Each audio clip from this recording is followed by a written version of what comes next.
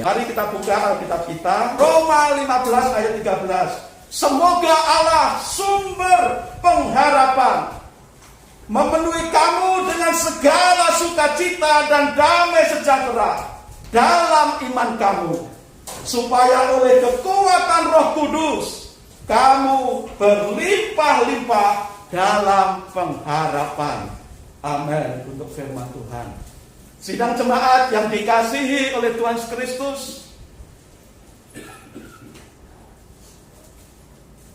ayat ini merupakan satu doa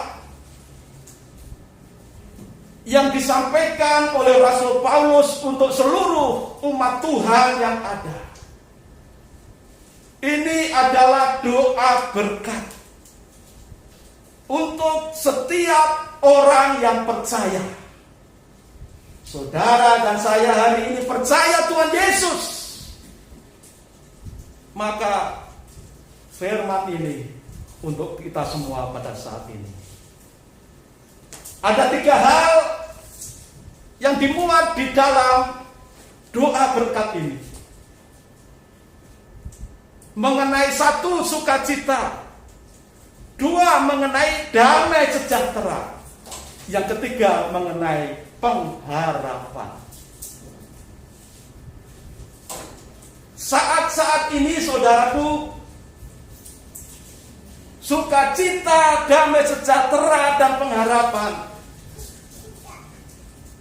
merupakan sesuatu yang sulit untuk dipertahankan. Karena hari-hari ini banyak orang yang kehilangan sukacita, kehilangan damai sejahtera, kehilangan pengharapan.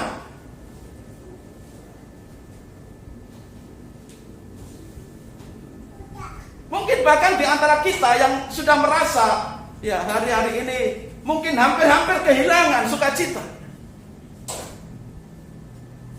Tetapi di sekeliling kita, mereka banyak kehilangan sukacita hari-hari ini.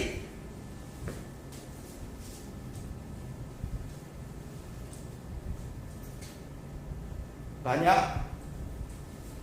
sukacitanya hilang karena orang-orang yang dikasihi sudah terhilang secara mendadak.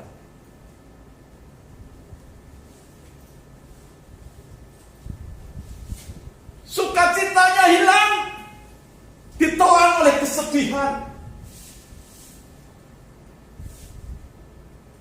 Orang-orang yang dikasihi meninggal.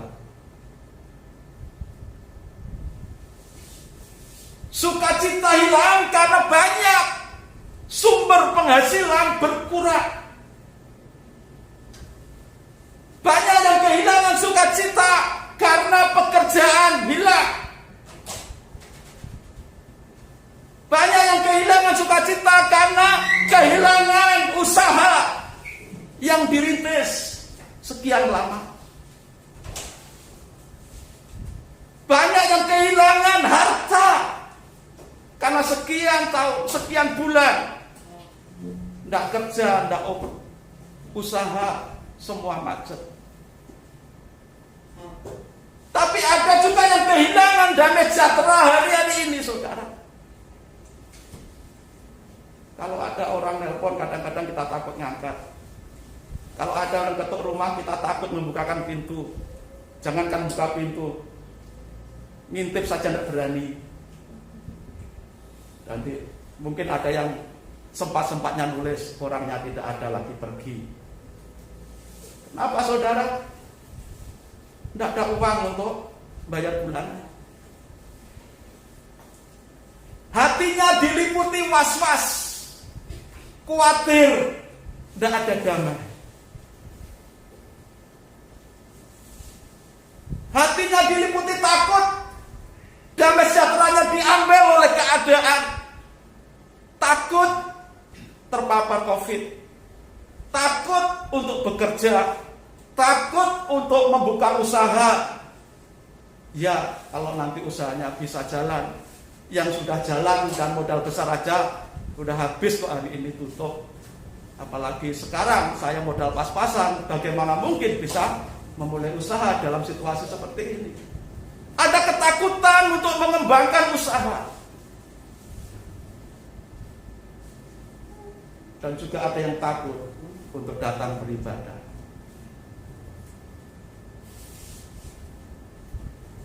Sukacita hilang, damai sejahtera hilang, pengharapan pun hilang, saudara. Kenapa pengharapan hilang? Karena situasi ini seperti tidak ada habisnya. Mereka yang katanya ahli-ahli mengungkapkan bahwa pandemi ini masih akan berlangsung sekian tahun yang akan datang.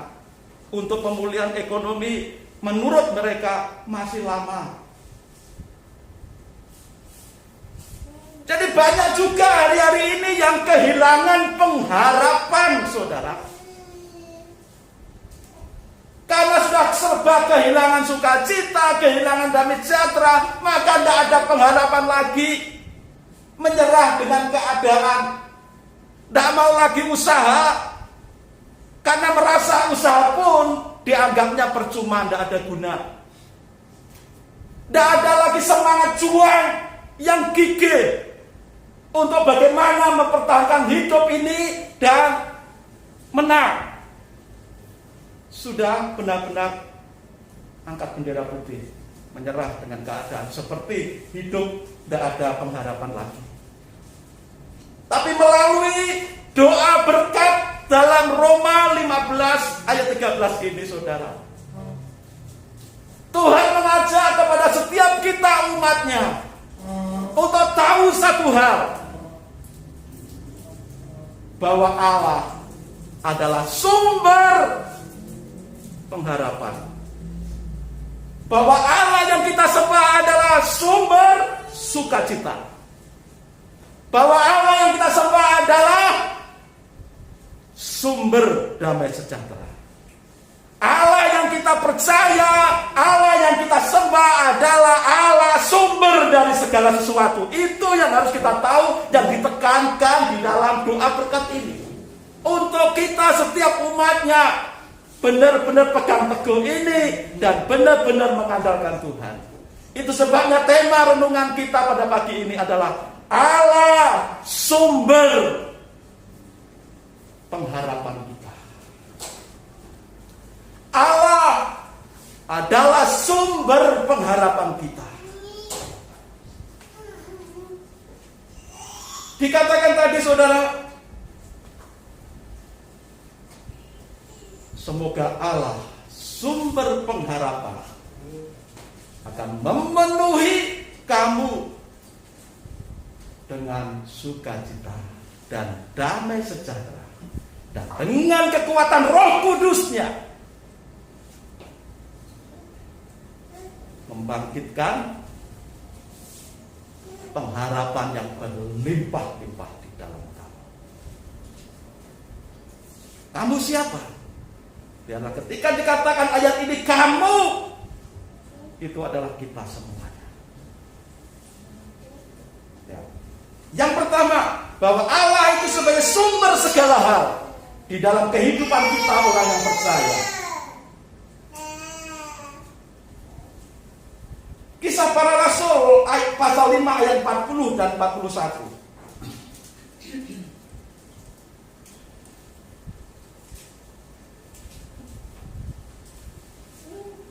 Kisah Rasul 5 ayat 40 sampai 41. Mereka memanggil rasul-rasul itu lalu menyesah mereka dan melarang mereka mengajar dalam nama Yesus. Sesudah itu mereka dilepaskan. Ayat 41 bagian awal, perhatikan. Rasul-rasul itu meninggalkan sidang mahkamah agama dengan gembira. Gembira itu adalah sukacita. Karena mereka telah dianggap layak menderita penghinaan oleh karena nama Yesus. Para rasul sedang menghadapi bahaya besar. Sudah ditangkap, sudah dihadapkan ke persidangan, mereka dianiaya, mereka disesah, mereka diancam, supaya tidak lagi memberitakan bahwa Yesuslah juru selamat. Tetapi para rasul tetap teguh dalam iman. Sehingga para rasul itu dikatakan disesah. Disesah itu diseksa, dihajar, supaya kapok, itu maksudnya. Supaya tidak lagi memberitakan nama Yesus sebagai juru selamat dunia. Maka para rasul itu diseksa. Tapi seksaan, penderitaan bagi para rasul itu bukan menghasilkan atau membuat para rasul takut, membuat para rasul sedih, membuat para rasul hilang damai, membuat para rasul tidak ada harapan lagi untuk hidup. Tetapi sebaliknya, saat mereka mengalami siksaan, penderitaan, ancaman, justru ayat 41 mengatakan mereka pulang kembali dengan gembira, dengan bersuka cita. Dalam ancaman, dalam siksaan, masih bisa bersuka cita. Ayo kita belajar dari para rasul ini, saudara. Mereka bisa tetap bersuka cita. Kenapa, saudara? Di tengah masa suka, di tengah ancaman, iman mereka tidak surut, sukacita mereka tidak hilang, damai sejahtera mereka tidak hilang, karena mereka memiliki iman kepada Yesus sebagai satu-satunya sumber yang bisa diandalkan dalam segala hal, sumber yang bisa dipercaya. Itulah Allah. Allah kita yang kita sembah dalam nama Tuhan Yesus Kristus.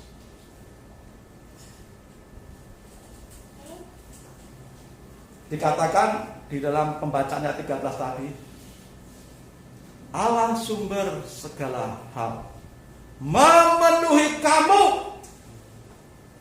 Dengan apa, saudara? Memenuhi dengan apa? Dengan segala sukacita dan damai sejahtera. Sukacita dan damai sejahtera ini satu paket, saudara. Orang yang hatinya damai pasti ada sukacita. Orang yang sukacita pasti ada damai dalam hatinya.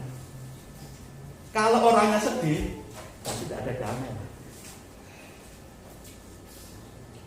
Kalau orangnya sedih, tidak akan bisa bersukacita. Memang ada orang yang hatinya sedih ketawa-ketawa. Siapa kalau sedih ketawa-ketawa? Angkat tangan. Kalau hatinya tidak ada damai, hatinya sedih, kalau tidak nangis,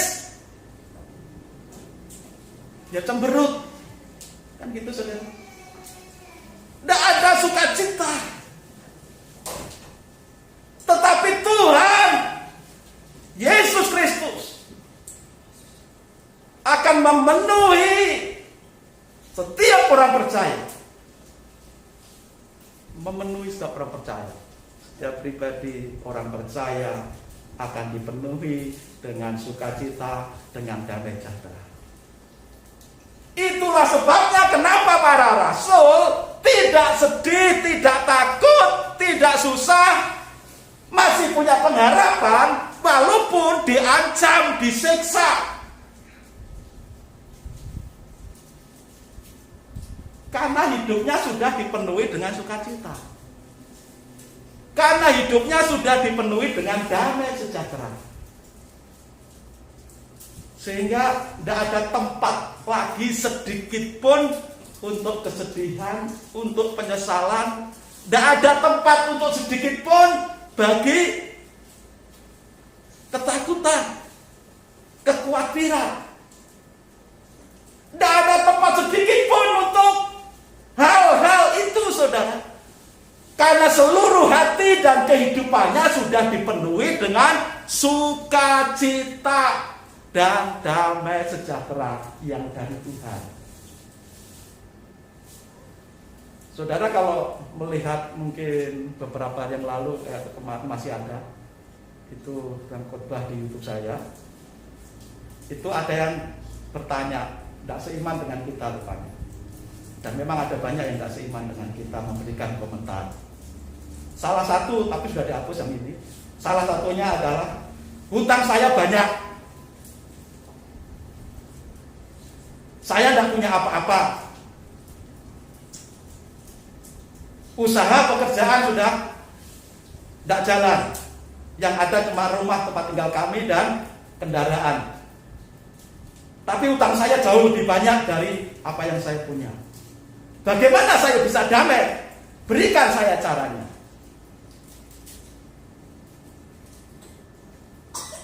Tapi tidak lama itu dihapus, belum sempat jawab sudah. Bagaimana kalau kita ditanya seperti itu? Atau bahkan kita sendiri sedang mengalami hal seperti itu, saudara. Utang banyak,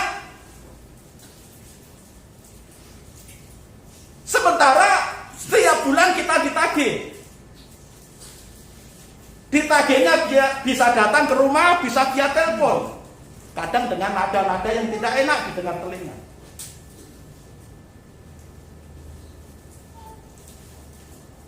Bagaimana kalau kita mengalami hal seperti itu, seperti yang ditanyakan orang tadi?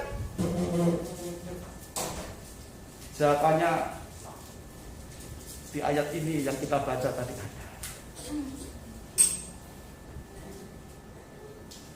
Baca pelan-pelan ayatnya ya. Semoga Allah sumber pengharapan memenuhi kamu dengan segala sukacita dan damai sejahtera dalam iman kamu. Orang yang imannya benar seperti para rasul tadi, dan apa yang diimani itu benar seperti para rasul tadi, walaupun hutang banyak, kerjaan tidak ada, usaha macet, dia akan tetap bisa damai. Masih punya rumah, masih punya kendaraan, mobil.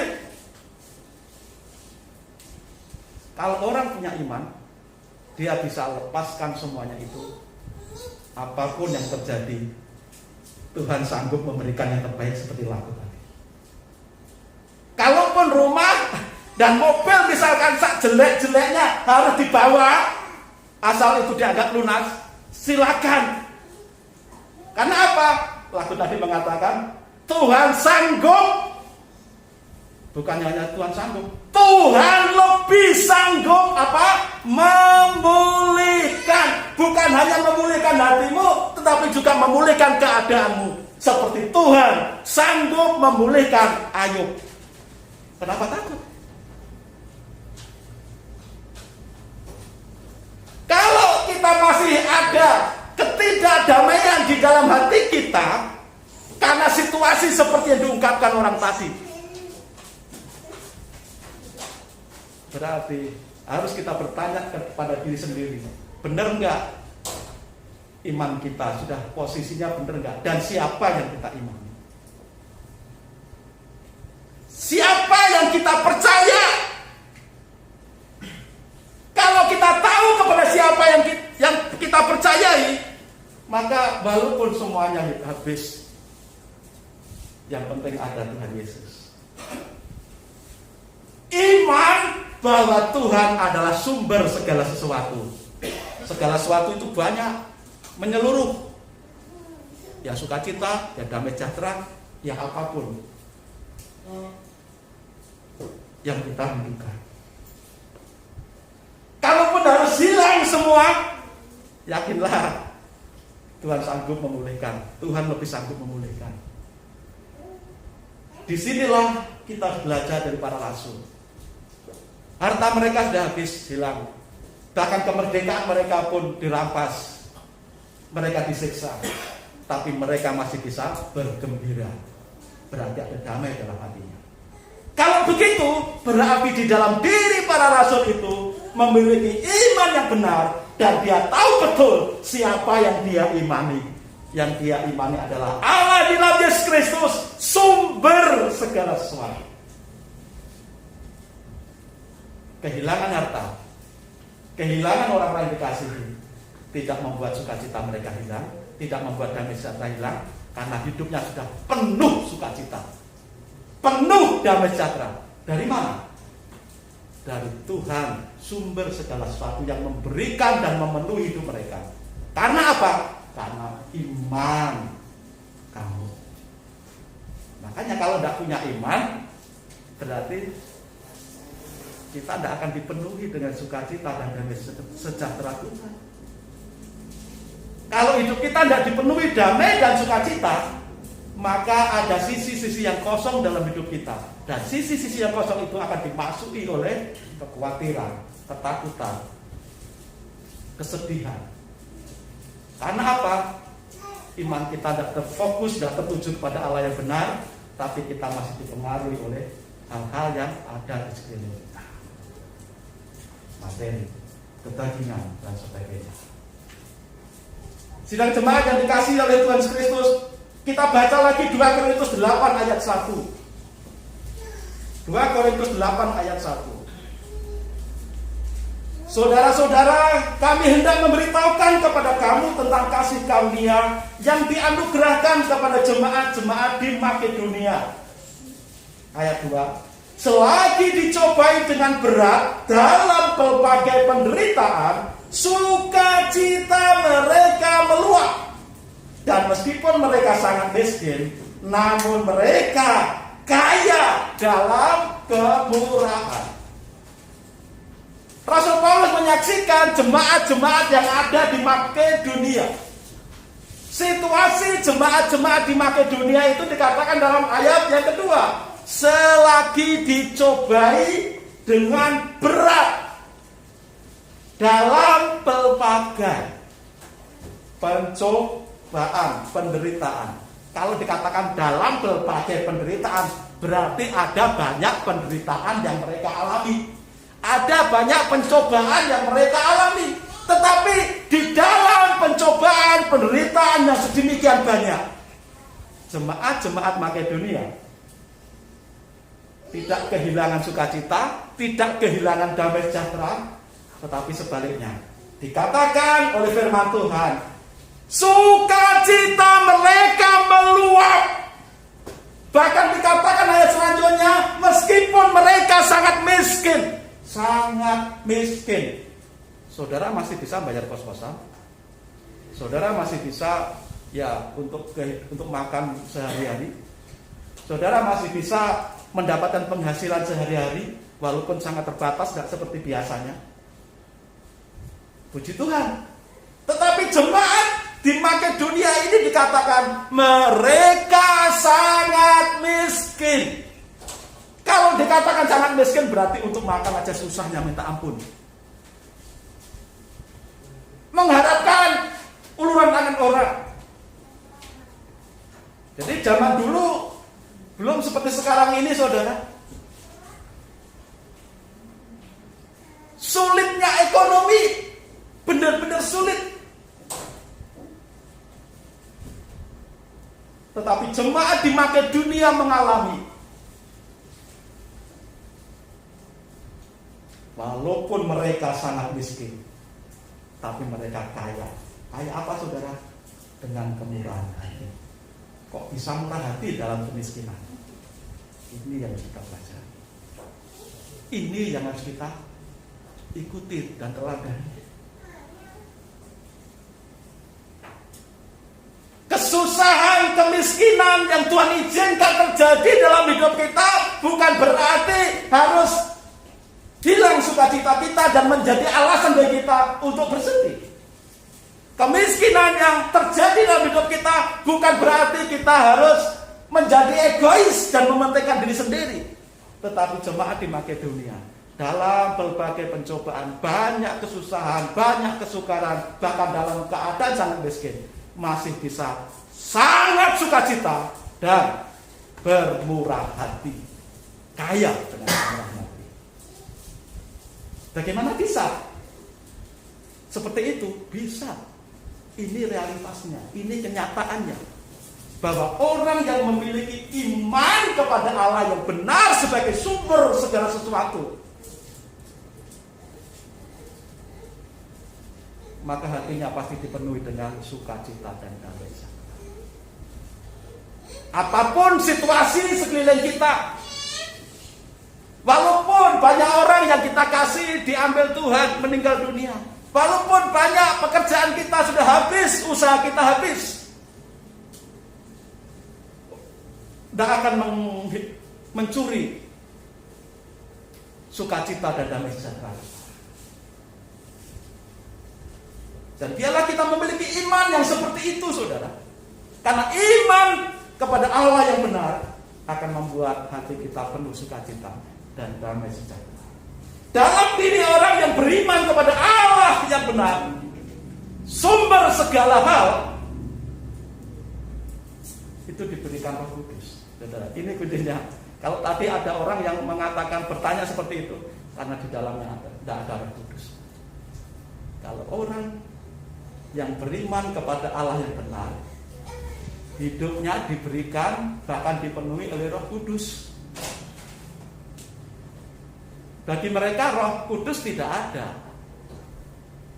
Tapi bagi kita, Roh Kudus itu ada dalam diri setiap orang percaya, diberikan kepada setiap orang yang percaya Tuhan Yesus. Ayatnya di mana? Di dalam kitab Korintus.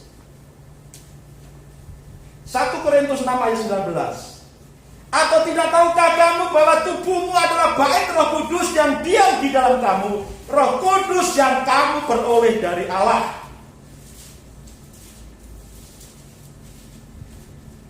Tubuh orang beriman itu adalah rumahnya Roh Allah. Karena Roh Allah tinggal di dalam diri kita. Tuhan memberikan Roh-Nya di dalam hidup kita yang percaya, yang beriman kepadanya. Kalau Allah itu hadir dalam hidupmu, kalau Roh Allah, Roh Kudus itu hadir dalam hidup orang percaya, ada sedih enggak? Ada ketakutan enggak?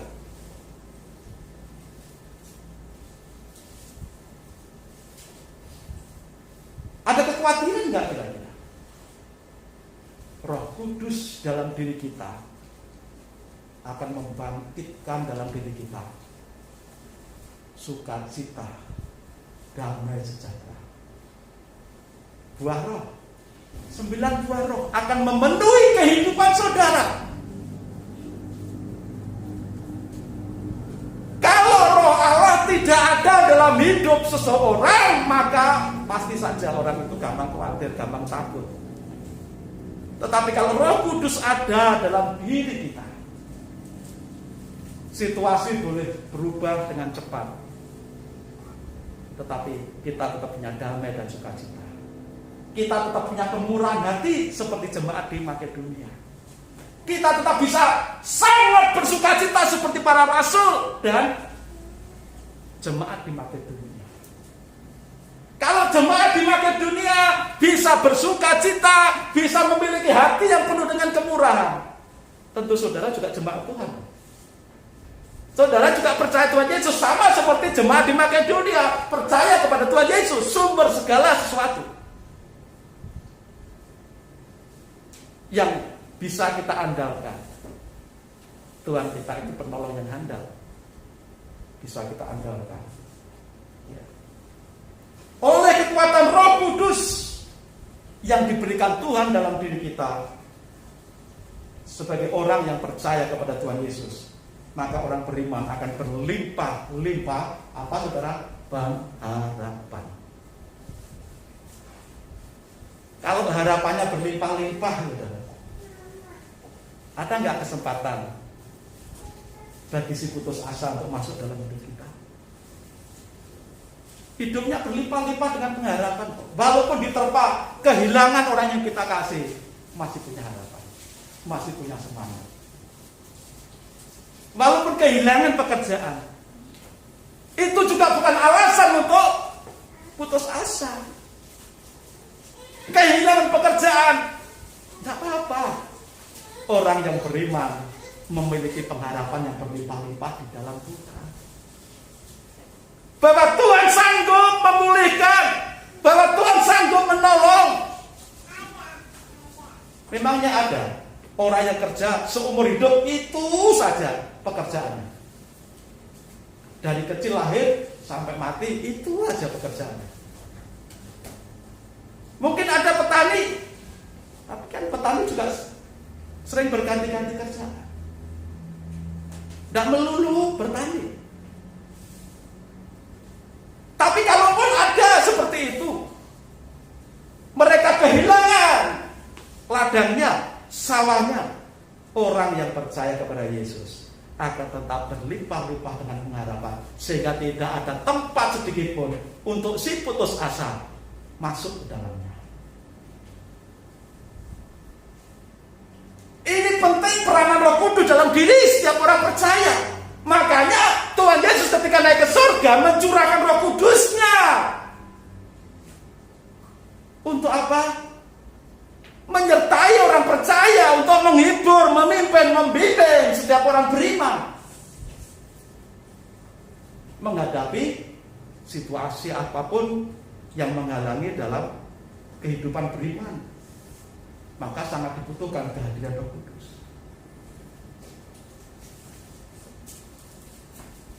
Orang yang beriman tidak akan putus pengharapan kalau Roh Kudus ada dalam dirinya. Seperti jemaat-jemaat tadi, saudara, di Makedonia tadi. Kitab Roma pasal 4 ayat 18 dan 19. Roma 4 ayat 18 dan 19.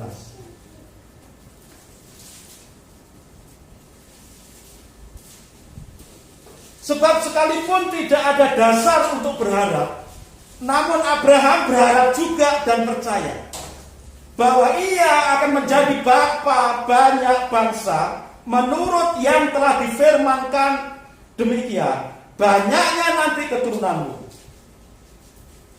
Ayat 19, imannya tidak menjadi lemah walaupun ia mengetahui bahwa tubuhnya sudah sangat lemah karena usianya telah kira-kira 100 tahun dan bahwa rahim Sarah telah tertutup. Pengharapan Abraham tidak pupus. Pengharapan Abraham tetap menyala-nyala kepada Allah yang hidup, sumber segala sesuatu.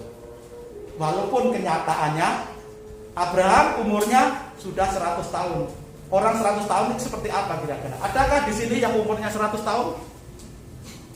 Paling sepuh. Siapa ini paling sepuh? Mbah Surdi. Nah, paling sepuh. Itu pun baru 6 sekian, hampir 70.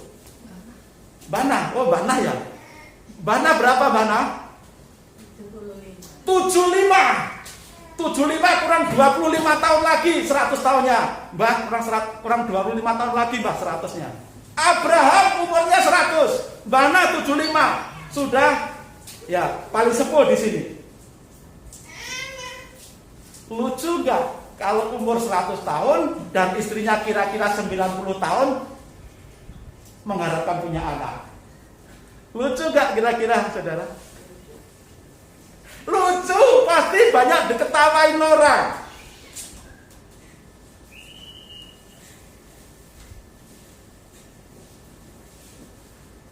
Lucu. Tetapi Abraham tidak putus asa. Masih memiliki pengharapan yang kuat bahwa Tuhan sanggup menggenapi janjinya bahwa Abraham akan dijadikan bapa segala bangsa. Anak-anaknya tidak bisa dihitung seperti bintang di langit. Anak cucunya, keturunannya tidak bisa dihitung seperti pasir di lautan. Siapa bisa menghitung bintang? Berapa banyaknya? Siapa bisa menghitung pasir? Tidak ada yang bisa menghitung. Tetapi di usia yang sudah 100 tahun dan sekitar 90 tahun bagi Sarah yang dikatakan buah kandungannya sudah tertutup, Abraham masih punya pengharapan. Itulah sebabnya juga Abraham disebut sebagai bapak orang percaya. Kalau Abraham sebut sebagai bapak orang percaya, salah satu faktor, salah satu hal yang menyebabkan adalah dia tetap punya pengharapan kepada Tuhan yang sanggup menggenapi janjinya. Walaupun umurnya sudah sekitar 100 tahun, walaupun istrinya Sarah 90 tahun dan sudah tutup kandungan, Tuhan sanggup untuk membuka kandungan Sarah kembali. Tuhan sanggup untuk membuat kakek Abraham jadi perkasa kembali. Percaya saudara? Itulah Abraham, bapak orang percaya, bapak orang beriman. Tidak pupus pengharapannya walaupun usianya sudah lanjut. Walaupun tidak ada lagi alasan untuk berharap, demikian firman Tuhan katakan. Tapi Abraham tetap berharap. Beriman, memiliki pengharapan yang berlimpah-limpah bahwa Tuhan sumber segala hal akan sanggup memenuhi janjinya, sanggup memulihkan keadaannya. Allah sumber pengharapan akan memberkati orang-orang yang menaruh pengharapannya kepada Tuhan. Berkat seperti apa yang Tuhan berikan? Tadi ada Roh Kudus yang diberikan. Roh Kudus dalam diri orang percaya itu akan memberikan sukacita, akan melahirkan, akan membuahkan damai sejahtera, akan memberikan pengharapan yang berlimpah-limpah. Itu baru 3 hal tadi loh saudara. Sudah bisa mengalahkan berbagai keadaan dan situasi. Belum dilimpahkan yang lain-lain. Baru 3 hal saja sudah bisa mengalahkan banyak hal. Situasi yang terburuk sekalipun, hanya dengan sukacita, hanya dengan damai sejahtera, hanya dengan pengharapan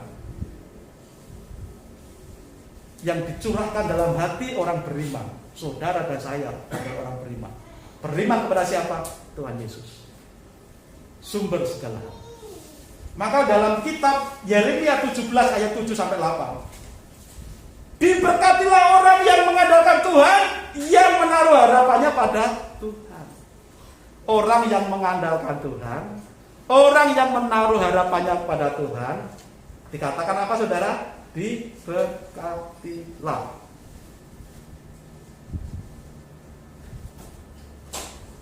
Orang yang menaruh harapannya pada Tuhan, orang yang mengandalkan Tuhan, diberkati Tuhan. Dengan berkat apa? Ini ada satu. Orang yang percaya, orang yang mengandalkan Tuhan, orang yang menaruh harapannya pada Tuhan, itu diumpamakan ayat yang ke-13. Bukan. Di dalam Yeremia tadi, di dalam Yeremia ya, digambarkan seperti apa saudara? Ia seperti pohon yang ditanam di tepi air. Seperti pohon yang ditanam di tepi air. Pohon yang ditanam di tepi air itu hasilnya apa nanti selanjutnya? Yang merambatkan akar-akarnya di batang air dan yang tidak mengalami datangnya panas terik. Pohon yang ditanam di tepi aliran air, walaupun panas terik tetap ada, tapi panas terik tidak akan membuat layu daun dari pohon yang tertanam di tepi air. Kenapa? Karena akar-akarnya masuk ke tempat di mana air berada. Air itulah yang akan bisa ke seluruh tubuh, batang tubuh, daun, sehingga itu yang membuat walaupun panas terik, pohon, daun yang ditanam di tepi aliran air tidak akan layu daunnya, karena selalu tercukupi kebutuhan airnya. Air saudara yang misalkan kerja di panas-panasan, kurang minum air, rasanya gimana saudara? Meliang saudara. Dehidrasi, kekurangan zat cair karena kurang minum. Tetapi pohon yang tertanam di tepi aliran air tidak akan mengalami masa-masa yang terik. Karena apa? Masa yang terik, matahari yang terik itu akan bisa ditahan dengan air yang dihisap ke seluruh tubuh, batang tubuh. Pohon yang tertanam di tepi aliran air. Bahkan dikatakan selanjutnya, yang daunnya tetap hijau berarti tidak layu, yang tidak khawatir dalam tahun kering, walaupun kemarau panjang, tidak ada hujan, pohon yang tertanam di tepi aliran air, walaupun kemarau, tidak akan khawatir di masa kering. Coba, kalau kita melihat ke hutan, gitu, kalau kemarau kan warnanya coklat semua. Tapi ada bagian-bagian tertentu di hutan atau gunung itu yang menghijau lengkak-lengkok. Itu bisa ditebak. Yang hijau, daun-daun pohon-pohon yang menghijau, itu pasti di tepi aliran air atau sungai. Walaupun sungainya kadang-kadang sudah kering, tetapi air yang terserap di bawah permukaan sungai yang kering itu masih banyak. Sehingga masih bisa cukup untuk pohon itu menyerap airnya. Saudara dan saya yang mengandalkan Tuhan, yang menaruh pengharapan pada Tuhan, tidak akan merasakan khawatir. Walaupun kemarau, walaupun situasi krisis, walaupun situasi sulit ya sulit, tetapi kalau kita menaruh harapan kita pada Tuhan, mengandalkan Tuhan, akan selalu ada berkat Tuhan. Amin, saudara. Akan selalu ada berkat Tuhan, akan selalu ada cara untuk Tuhan memberkati saudara dan saya, kita semua yang percaya. Akan selalu ada cara Tuhan. Tuhan tidak kekurangan cara untuk memberkati saudara dan saya. Sehingga masa kering, masa kemarau tidak membuat pohon yang ditanam di tepi aliran air ini khawatir.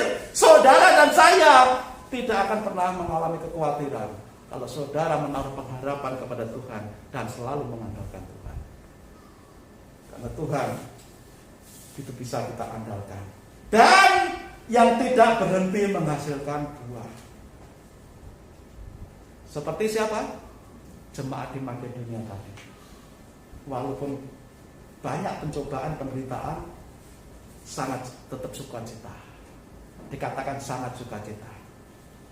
Walaupun sangat miskin, tetapi penuh dengan kemurahan hati, kaya dengan kemurahan hati.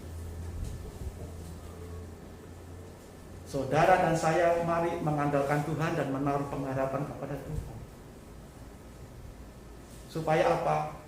Walaupun situasi krisis sulit, tetap bisa berbuah kebaikan yang kita lakukan kepada orang lain. Situasi sulit seringkali membuat orang hanya mementingkan diri sendiri, egois. Tapi bagi anak Tuhan, situasi kemarau, situasi sulit, krisis akan membuat semakin terlihat buah kehidupannya yang penuh dengan Roh Kudus, kaya dengan kebaikan hati, kaya dengan kemurahan. Orang yang mengharapkan Tuhan sebagai sumber segala hal memang bisa berduka, ya, karena kehilangan ya manusiawi, ya, kehilangan orang yang kita cintai bisa berduka.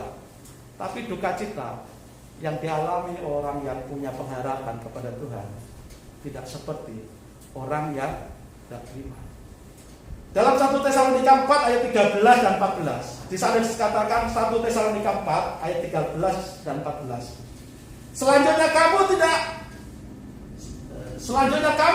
kami tidak mau saudara-saudara bahwa kamu tidak mengetahui tentang mereka yang meninggal, supaya kamu jangan berduka cita seperti orang-orang lain yang tidak mempunyai pengharapan. Karena jikalau kita percaya bahwa Yesus telah mati dan telah bangkit, maka kita percaya juga bahwa mereka yang telah meninggal dalam Yesus akan dikumpulkan Allah bersama-sama dengan Dia, dengan Yesus. Inilah pengharapan kita. Walaupun kita kehilangan orang kita kasih, ya sedih, tapi sedihnya nggak akan berlarut-larut. tidak akan berkepanjangan karena kita tahu orang yang kita kasih itu meninggal dalam iman, dan kita tahu orang yang meninggal dalam Tuhan akan bersama-sama dengan Yesus di surga. Kita punya Tuhan yang bisa kita percayai, maka kalaupun memang kita ditinggal orang kita kasih, kita sedihnya tidak akan berlarut-larut. Ketika kita ditipu orang, ya kita sebentar saja mungkin shock, tapi tidak akan berlarut-larut menyesali keadaan karena ditipu orang. Mungkin hal-hal buruk yang terjadi dalam hidup kita, ya kita mungkin sebentar saja kaget, shock, sedih. Tetapi tidak akan berlarut-larut karena apa? Kita tahu Tuhan sanggup menolong kita, Tuhan sanggup memulihkan kita, Tuhan sanggup melakukan hal-hal yang tidak bisa kita pikirkan. Pengharapan orang di luar Tuhan, kalau orang tidak mengandalkan Tuhan, itu hanya sampai di kuburan, saudara. Semua cita-citanya, semua harapannya di situ saja, saudara. Dalam kitab Amsal 11 ayat 7 dikatakan, pengharapan orang fasik gagal pada apa? Kematiannya, dan harapan orang jahat menjadi sia-sia. Orang fasik, orang yang tidak percaya Tuhan, orang yang tidak mengandalkan Tuhan, orang yang tidak beriman, ya semua harapannya berhenti di kuburan. Ketika dikubur atau ketika dibakar. Tetapi orang yang mengandalkan Tuhan dan punya pengharapan kepada Tuhan, pengharapannya itu jauh dalam kekekalan. Menjangkau sampai kekekalan, sampai di surga bersama-sama dengan Yesus.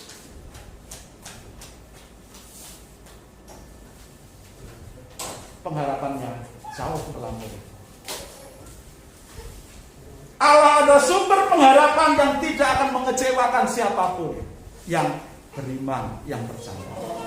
Itu sebabnya dalam kitab Roma ayat terakhir, saudara, Roma ayat 5, pasal 5 ayat 5, Roma 5 ayat 5. Dan pengharapan tidak mengecewakan, karena kasih Allah telah dicurahkan di dalam hati kita oleh Roh Kudus yang telah dikaruniakan kepada kita. Pengharapan di dalam Tuhan Yesus itu tidak akan mengecewakan. Kalau saudara punya pengharapan dalam Tuhan Yesus, yakinlah Tuhan tidak akan pernah mengecewakan. Karena Tuhan selalu membuat yang terbaik bagi hidupmu. Kalaupun kadang-kadang situasi sepertinya buruk, sepertinya tidak bagus, yakinlah Tuhan sedang merenda sesuatu yang terbaik untuk kita. Karena kasih Allah telah dicurahkan dalam hati kita oleh Roh Kudus yang telah dikaruniakan kepada kita. Ayat 6, Roma 5 tadi. Karena waktu kita masih lemah, Kristus telah mati untuk kita, orang-orang yang durhaka, pada waktu yang ditentukan oleh Allah. Lalu ayat 7, sebab tidak mudah seorang mau mati untuk orang yang benar, tetapi mungkin untuk orang yang baik ada orang yang berani mati. Ayat 8, akan tetapi Allah menunjukkan kasih-Nya kepada kita oleh karena Kristus telah mati untuk kita ketika kita masih berdosa. Lebih-lebih karena kita sekarang telah dibenarkan oleh darah-Nya, kita pasti akan diselamatkan dari murka Allah. Ini pengharapan kita, saudara.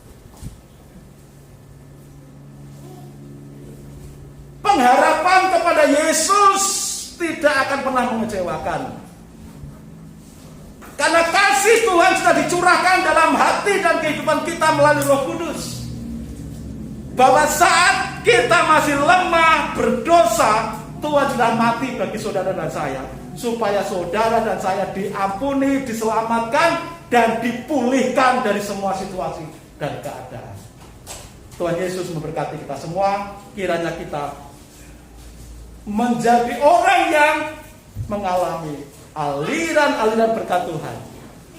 Seperti doa berkat tadi, semoga Allah sumber segala pengharapan akan memenuhi kamu dengan sukacita dan damai sejahtera. Oleh karena iman kamu, ya, Roh Kudus akan membangkitkan dalam dirimu, ya, berlimpah-limpah pengharapan. Amin. Tuhan